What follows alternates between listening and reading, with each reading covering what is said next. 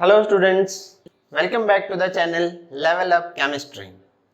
First video में हमने discuss किया कि हम लोग 4 चैप्टर्स जो 10th का है that is carbon and its compounds वो पढ़ने वाले हैं, और साथ ही साथ हमने ये भी डिस्कस किया कि उसको किस सीक्वेंस में यानी कि टॉपिक वाइज टॉपिक जो हम पढ़ने वाले हैं उसका हमने एक ब्रीफ इंट्रोडक्शन दिया। पहला जो टॉपिक था हमारा वो था introduction to the element carbon. अब अगर हम एलिमेंट्स की बात करें तो थोड़ी बहुत इंफॉर्मेशन जो हम ऑलरेडी 9th में गेन कर चुके होते हैं, जैसे एटॉमिक नंबर हो गया, मास नंबर हो गया, वैलेंसी हो गई। तो यहाँ पे हम लोग क्यों डिस्कस करने वाले हैं? देखो, अब जिस चैप्टर को हमें इतना डिटेल में पढ़ना है उसका थोड़ा बहुत इंट्रोडक्शन का अगर रिवीजन हो जाए तो इट्स वेल एंड गुड। तो चलिए स्टार्ट करते हैं आज का video, carbon and its compounds, and the first topic is introduction to the element carbon. Carbon बहुत ही इंपॉर्टेंट एलिमेंट है और यही रीजन है कि हम लोग 10th में इसको इतने डिटेल में स्टडी करने वाले हैं। एलिमेंट्स तो हमारे पास 118 है, लेकिन सारे एलिमेंट्स तो हम लोग नहीं पढ़ रहे क्लास 10th में, तो कार्बन ही क्यों? कार्बन जब आप 11th और 12th में अगर आप केमिस्ट्री ऑप्ट करते हो तो केमिस्ट्री की 3 ब्रांचेज हैं। उसमें से जो एक ब्रांच है that is organic chemistry, and organic chemistry पूरी की पूरी बेस है हमारे इस एक एलिमेंट पे that is carbon. Definitely other elements भी इन्वॉल्व है पर the main constituent element is the carbon. Carbon से बने हुए जो कंपाउंड्स हैं उन्हें हम ऑर्गेनिक कंपाउंड्स भी बोलते हैं। ऐसा क्यों है? इसके पीछे एक कहानी है कि लिविंग ऑर्गेनिजम्स में जो कार्बन से रिलेटेड कंपाउंड्स पाए जाते थे उनको एक्सटर्नली यानी कि केमिकली लैब में सिंथेसाइज नहीं कर पाते थे। वो सिर्फ और सिर्फ कहाँ मिलते थे? लिविंग ऑर्गेनिज्म से, और इसी ऑर्गेनिज्म के बेसिस पे उन कंपाउंड्स को नाम दिया ऑर्गेनिक कंपाउंड्स। तो स्टार्ट करें कार्बन के बारे में। चलिए, कार्बन सबसे पहले हम लोग डिस्कस करते हैं इसका atomic number, then we will talk about its mass number, और थर्ड डिस्कस करेंगे हम लोग इसकी वैलेंसी। एटॉमिक नंबर का आइडिया है सबको, आई होप। तो एटॉमिक नंबर क्या होता है? एटॉमिक नंबर की अगर हम लोग डेफिनेशन दें तो the number of protons in any atom that gives you the atomic number. Protons, neutrons और इलेक्ट्रॉन्स 3 हमारे सब एटॉमिक पार्टिकल्स होते हैं। तो उन 3 सब एटॉमिक पार्टिकल्स में से किसी भी एटम में हमारे पास जितने नंबर ऑफ प्रोटॉन्स होंगे वो हमें क्या दे देगा? एटॉमिक नंबर बताएगा उस एलिमेंट के बारे में। तो कार्बन की अगर हम लोग बात करें तो कार्बन के पास नंबर ऑफ प्रोटॉन्स जो हैं दैट इज योर 6, यानी कि इसके पास कितने प्रोटॉन्स हैं? 6 प्रोटॉन्स हैं। अब एक जनरल रूल है, और वो जनरल रूल क्या कहता है कि किसी भी एटम में जो नंबर ऑफ प्रोटॉन्स हैं that is equal to number of neutrons, also the number of protons is equal to number of electrons. इसमें से मैंने जनरल रूल किसको बोला है? That is number of protons is equal to number of neutrons. Neutrons का जो number है वो कई बार वेरी कर जाता है, किससे? नंबर ऑफ प्रोटॉन से। कई बार ज्यादा हो जाता है, इसलिए हम लोग देखते हैं कि मास नंबर में वेरिएशन आ जाता है। Second is number of protons is equal to number of electrons. ये रूल हमेशा फॉलो होगा, ऐसा कभी नहीं होगा कि नंबर ऑफ इलेक्ट्रॉन्स जो है वो नंबर ऑफ प्रोटॉन से कम या ज्यादा हो जाए। किस केस में? Again, if I am talking about an isolated atom, अगर मैं किसी एक isolated मतलब कोई मेरे पास प्योर एलिमेंट है और उस प्योर एलिमेंट का मैंने एक एटम उठा के देखा, तो उस केस में हमेशा नंबर ऑफ प्रोटॉन्स जो होंगे वो किसके बराबर होंगे? नंबर ऑफ इलेक्ट्रॉन्स के बराबर। नंबर ऑफ इलेक्ट्रॉन्स का वेरिएशन कब आता है? जब कोई एटम किसी दूसरे एटम के साथ बॉन्ड फॉर्म करता है, केमिकल रिएक्शंस करता है, उस वक्त डेफिनेटली नंबर ऑफ इलेक्ट्रॉन्स में चेंज आ जाता है। पर in case of isolated atom number of protons is always equal to your number of electrons. ठीक है, तो हमने कहा कि कार्बन में जो हमारे नंबर ऑफ प्रोटॉन्स हैं वो कितने हैं, 6 हैं। That means it gives me the atomic number of carbon, that is 6। Mass number, if we talk about mass number, तो मास नंबर किससे मिलता है हमें, ये हमें मिलता है number of protons plus number of neutrons. Yes, अब नंबर ऑफ प्रोटॉन्स हमने कहा कितने हैं, 6 हैं, और हमारा जनरल रूल क्या कहता है कि नंबर ऑफ प्रोटॉन्स जो होते हैं वो किसके बराबर होते हैं, नंबर ऑफ न्यूट्रॉन्स के बराबर। तो इसका मतलब यहाँ पे नंबर ऑफ न्यूट्रॉन्स भी कितने हो जाएंगे मेरे पास, 6। इन दोनों को प्लस कर लो तो हमें क्या मिल जाएगा, कार्बन का मास नंबर मिल जाएगा। The 6 plus 6 is equal to 12. That is the mass number of carbon is 12. तो दो चीजें क्लियर हो गई, एटॉमिक नंबर हमारा 6 है। याद रखिएगा इलेक्ट्रॉन्स का जो नंबर होता है वो एटॉमिक नंबर नहीं होता, प्रोटॉन्स का जो नंबर होता है that gives you the correct atomic number, क्योंकि इलेक्ट्रॉन्स से जब केमिकल रिएक्शंस होंगे तो कम या ज्यादा हो सकते हैं, बट अगर एक एलिमेंट में प्रोटॉन्स हैं तो वो हमेशा उतने ही रहेंगे। अगर आपने प्रोटॉन्स का नंबर चेंज कर लिया तो आपका एलिमेंट चेंज हो जाएगा। फॉर एग्जांपल कार्बन की बात करें तो इसमें नंबर ऑफ प्रोटॉन्स कितने हैं, 6, तो वो क्या है मेरा, कार्बन है। अगर नंबर ऑफ प्रोटॉन्स को मैं बाय 1 इंक्रीज कर दूं यानी कि 7 कर दूं तो अब वो कार्बन नहीं रहेगा, अब वो क्या बन जाएगा, that would be your nitrogen. अगर हम लोग 8 कर दें then it would become your oxygen. समझ रहे हो इस बात को, तो atomic number is always equal to your number of protons, और मास नंबर क्या हो गया मेरा, number of protons plus number of neutrons. तो कार्बन को हम लोग रिप्रेजेंट कैसे करते हैं, कार्बन को रिप्रेजेंट किया जाता है बाय द सिंबल C। नीचे हम लोग मेंशन करते हैं इसके एटॉमिक नंबर को और ऊपर हम लोग मेंशन करते हैं इसके मास नंबर को। किसी भी एलिमेंट को इसी तरह से रिप्रेजेंट किया जाता है। Your atomic number is always on the down side and your mass number is always on the up side. Clear है यहां तक, चलिए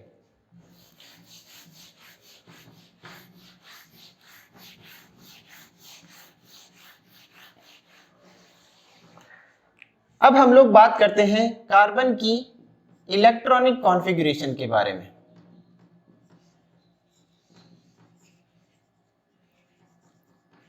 इसके बारे में, इलेक्ट्रॉनिक कॉन्फ़िगरेशन के बारे में। What do you mean by electronic configuration? Configuration का मतलब क्या होता है?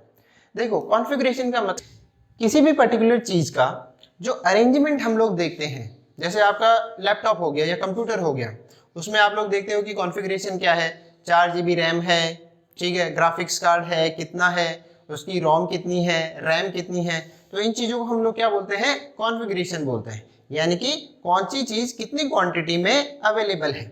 सिमिलरली हमारे पास इलेक्ट्रॉन्स की कॉन्फ़िगरेशन है, यानी कि अगर मेरा एटम है तो उस एटम में जो मेरे इलेक्ट्रॉन्स हैं वो किस तरह से अरेंज्ड हैं, कहाँ पे अरेंज्ड है, तो उसकी जो डिटेल्स हैं वो क्या देती है, हमें इलेक्ट्रॉनिक कॉन्फ़िगरेशन के बारे में बताती है।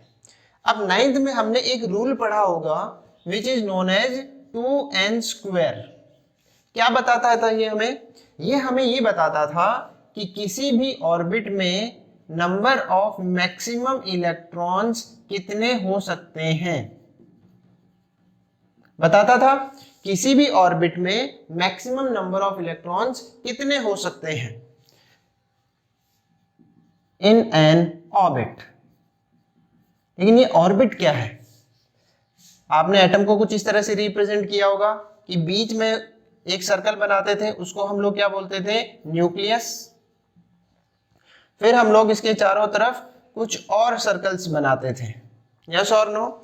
तो ये सिस्टम कैसा है, थोड़ा सोलर सिस्टम वाला जैसा है ना, कि आपका बीच में तो हो गया सन, और प्लैनेट्स जो होते हैं वो लगातार क्या करते हैं, सन के चारों तरफ रिवॉल्व करते हैं। सेम केस होता है एक एटम के साथ, जहां पे बीच में होता है हमारा न्यूक्लियस।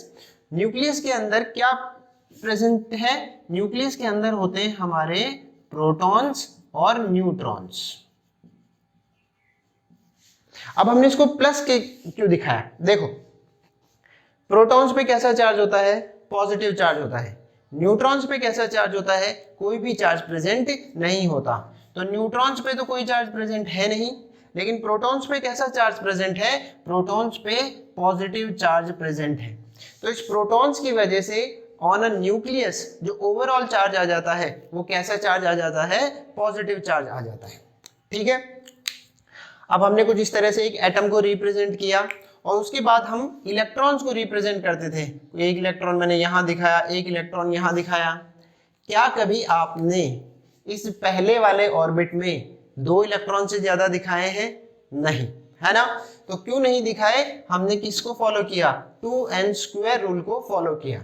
देखो 2 × 1 का स्क्वायर, यानी कि मेरा पहला ऑर्बिट है तो मैक्सिमम कितने हो गए मेरे पास, 2, यानी कि my first orbit can contain a maximum number of electrons that is 2। अगर हम लोग सेकंड ऑर्बिट की बात करें तो 2 × 2 = 4, 4 × 2 = 8, तो मैक्सिमम कितने इलेक्ट्रॉन्स हो सकते हैं सेकंड ऑर्बिट में मेरे, 8 इलेक्ट्रॉन्स हो सकते हैं। सिमिलरली थर्ड ऑर्बिट की अगर मैं बात करूं तो इट विल गिव मी 18, और अगर मैं फोर्थ ऑर्बिट की बात करूं तो इट विल गिव मी 32। तो ये 2, 8, 18, 32 क्या बता रहा है हमें, ये बता रहा है कि भाई अगर आपका पहला ऑर्बिट है तो उसमें 2 इलेक्ट्रॉन से ज्यादा कभी भी नहीं होंगे। अगर आपका सेकंड ऑर्बिट है तो उसमें अगेन 8 इलेक्ट्रॉन से ज्यादा इलेक्ट्रॉन्स नहीं हो सकते। कम हो सकते हैं क्या, डेफिनेटली कम हो सकते हैं, लेकिन ज्यादा नहीं होंगे। थर्ड ऑर्बिट में मैक्सिमम नंबर ऑफ इलेक्ट्रॉन्स कितने हो सकते हैं, 18 इलेक्ट्रॉन्स हो सकते हैं। अगेन कम हो सकते हैं क्या, यस, पर ज्यादा नहीं होंगे। तो ये हमें ये बता देता है कि किसी भी ऑर्बिट में मैक्सिमम नंबर ऑफ इलेक्ट्रॉन्स कितने होंगे, बाय गिविंग 2n²। चलिए, तो 2n² की अगर हम लोग बात करें तो कार्बन में मेरे पास कितने ऑर्बिट हैं, 2 ऑर्बिट्स हैं। ठीक है, अब मेरे को 2 ऑर्बिट की क्यों जरूरत, कितने हैं कार्बन में, मेरे पास जो मैक्सिमम नंबर ऑफ इलेक्ट्रॉन्स हैं दैट इज 6 इलेक्ट्रॉन्स है मेरे पास। अब मैंने उन इलेक्ट्रॉन्स को 1 बाय 1 फिल करना स्टार्ट किया। मैंने एक ऑर्बिट बनाया, अब मुझे पता है कि पहले ऑर्बिट में कितने इलेक्ट्रॉन्स जा सकते हैं, 2 इलेक्ट्रॉन्स जा सकते हैं, तो मैंने 1 और 2 2 इलेक्ट्रॉन्स फर्स्ट ऑर्बिट में फिल कर दिए। अब 6 में से 2 चले गए तो मेरे पास कितने इलेक्ट्रॉन्स बच गए, 4 इलेक्ट्रॉन्स बच गए। तो 4 इलेक्ट्रॉन्स को मैं कहाँ अकोमोडेट करूंगा, सीधी सी बात है कि मेरे को एक सेकंड ऑर्बिट लाना पड़ेगा, और उस सेकंड ऑर्बिट में मैंने इलेक्ट्रॉन्स को फिल करना स्टार्ट किया। 4 इलेक्ट्रॉन्स मैंने फिल कर दिए। क्या अभी ये ऑर्बिट अपनी मैक्सिमम लिमिट पे पहुंच चुका, नहीं, अभी ये 8 इलेक्ट्रॉन्स ले सकता है, जबकि इसने कितने इलेक्ट्रॉन्स लिए अब तक, 4 इलेक्ट्रॉन्स लिए हैं। तो यहाँ पे कोई भी एक्सेप्शन नहीं हो रहा, मतलब कोई रूल ब्रेक नहीं हो रहा। ठीक है, तो यानी कि कार्बन की जब हम लोग इलेक्ट्रॉनिक कॉन्फ़िगरेशन की बात करते हैं तो first orbit contains 2 electrons and second orbit contains 4 electrons. तो 2,4 ये रिप्रेजेंटेशन का तरीका होता है इलेक्ट्रॉनिक कॉन्फ़िगरेशन का, कि जिस ऑर्बिट में जितने इलेक्ट्रॉन्स होते हैं उनको हम लोग कॉमा से सेपरेट करते जाते हैं। ठीक है, जैसे कोई एलिमेंट है जिसमें पहले में 2 हैं, दूसरे में 8 हो गए, तीसरे में 6 हो गए, तो हमने उसको इस तरह से रिप्रेजेंट कर दिया। तो electronic configuration of carbon clear है सबको, यानी इलेक्ट्रॉनिक कॉन्फ़िगरेशन ऑफ कार्बन हो गया मेरा 2,4। ठीक है, चलिए अब यहां पे देखो एक मजेदार बात बताते हैं हम लोग। ये जो पर्टिकुलर रूल है आपका दैट इज 2n², ये कई बार हमें कंफ्यूज कर देता है। किस बात से, एक और चीज हम लोग पढ़ते हैं कि the maximum number of electrons in outermost orbit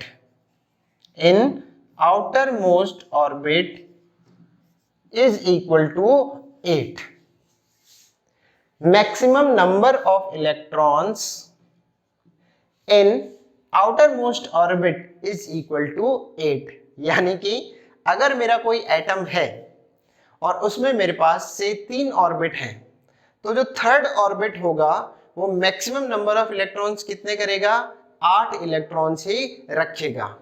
अच्छा, अभी तो सर आपने ये बताया कि जो थर्ड ऑर्बिट है वो कितने इलेक्ट्रॉन्स रख सकता है, 18 इलेक्ट्रॉन्स रख सकता है। और अभी हम लोग कह रहे हैं कि मैक्सिमम नंबर ऑफ इलेक्ट्रॉन्स, अगर थर्ड आउटर मोस्ट ऑर्बिट है मेरा, यहाँ पे हम लोग मान लेते हैं कि थर्ड ऑर्बिट मेरा आउटर मोस्ट ऑर्बिट है, तो उसमें 80 इलेक्ट्रॉन्स हो। ठीक है, तो ये जो कंफ्यूजन है या ये जो कॉन्ट्राडिक्शन है इन दोनों में, ये आपको क्लियर होगा जब 11th में हम लोग इलेक्ट्रॉनिक कॉन्फ़िगरेशन को बहुत डिटेल में पढ़ेंगे। ऑर्बिट, ऑर्बिटल्स, ठीक है।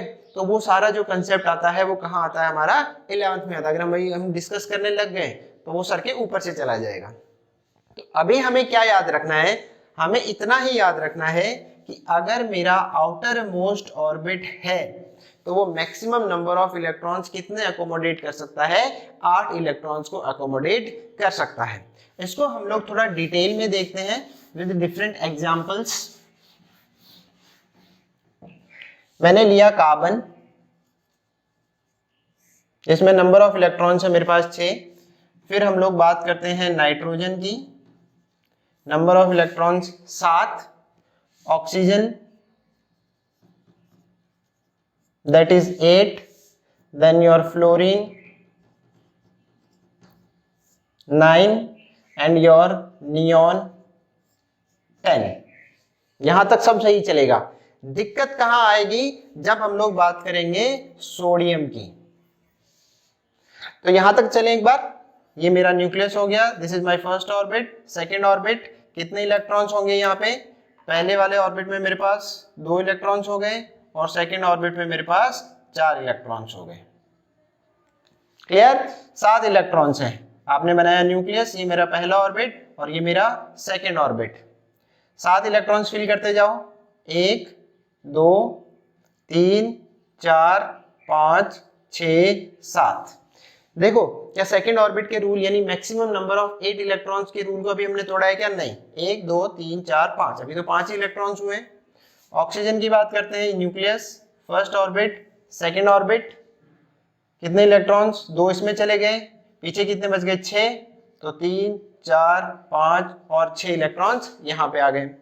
फ्लोरीन की बात करो, पहला ऑर्बिट, दूसरा ऑर्बिट, 9 इलेक्ट्रॉन्स फिल करने हैं। तो 1 2 तो मैंने यहाँ फिल कर दिए और 1 2 3 4 5 6 और 7 इलेक्ट्रॉन्स मैंने सेकेंड ऑर्बिट में फिल कर दिए। Neon, nucleus, first orbit, second orbit, fill करते जाओ। 1 2 इलेक्ट्रॉन्स फर्स्ट ऑर्बिट में चले गए, 1 2 3 4 5 6 7 और 8। नियॉन के आते ही जो मेरा सेकेंड ऑर्बिट है उसमें कितने इलेक्ट्रॉन्स हो गए, 8 इलेक्ट्रॉन्स हो गए। अब मैंने क्या कहा कि जो आपका आउटर मोस्ट ऑर्बिट है, यानी कि यहाँ पे नियॉन के केस में सेकंड ऑर्बिट जो है वो मेरा आउटर मोस्ट सबसे बाहरी वाला ऑर्बिट है, तो इसमें 8 इलेक्ट्रॉन से ज्यादा नहीं हो सकते। ठीक है, नियॉन तक तो सेटिस्फाई हो रही है कंडीशन कि पहले में 2 हो गए, दूसरे में 8 हो गए, वेल एंड गुड। अब बात करो सोडियम की। सोडियम में नंबर ऑफ इलेक्ट्रॉन्स कितने हो गए मेरे पास, 11 हो गए। 11 का मतलब ये आपका न्यूक्लियस हो गया, this is my first orbit, this is my second orbit. तो 2 तो यहां चले गए, 1 2 3 4 5 6 7 और 8 मेरे कहा चले गए, सेकंड ऑर्बिट में। तो 2 + 8 कितने हो गए, 10। लेकिन अभी मेरे पास इलेक्ट्रॉन्स कितने हैं सोडियम में, 11। अब इस एक इलेक्ट्रॉन को मैं कहां अकोमोडेट करूं, तो इस एक इलेक्ट्रॉन को अकोमोडेट करने के लिए मेरे पास क्या आ जाएगा, एक नया ऑर्बिट आ जाएगा, एक नया सेल आ जाएगा और वो इलेक्ट्रॉन कहां चला जाएगा, यहां पे चला जाएगा। अब जब आप बात कर रहे हो सोडियम की, तो सोडियम में टोटल नंबर ऑफ ऑर्बिट्स मेरे पास 3 है और उसमें से आउटर मोस्ट ऑर्बिट कौन सा है, मेरा थर्ड ऑर्बिट है। अब ये थर्ड ऑर्बिट अगर 2n रूल के हिसाब से बात करो तो maximum number of electrons 18 accommodate कर सकता है, लेकिन ऐसा नहीं होगा। सोडियम में भी अगर आप आउटर मोस्ट ऑर्बिट की बात करोगे तो वो 8 इलेक्ट्रॉन्स ही अकोमोडेट करेगा। जैसे ही 8 इलेक्ट्रॉन के बाद एक और इलेक्ट्रॉन आएगा तो मेरे पास क्या आ जाएगा, एक दूसरा ऑर्बिट आ जाएगा, that is my fourth orbit. ठीक है, तो इलेक्ट्रॉनिक कॉन्फ़िगरेशन थोड़ी बहुत क्लियर हुई। अगेन जैसे मैंने कहा डिटेल्स आपका 11th में बहुत है, ठीक है, तो वहां पे आपके सारे कंफ्यूजन, सारे डाउट्स क्लियर हो जाएंगे। यहाँ पे हमें सिर्फ इतना ही याद रखना है, 10th के अगर मैं सिलेबस की बात करूं, outer most orbit can contain a maximum number of electrons that is 8। अगर आपका आउटर मोस्ट ऑर्बिट है तो वो कितने इलेक्ट्रॉन्स को अकोमोडेट करेगा, 8 ही इलेक्ट्रॉन्स को अकोमोडेट करेगा। चलिए, तो ये हो गया हमारा इलेक्ट्रॉनिक कॉन्फ़िगरेशन।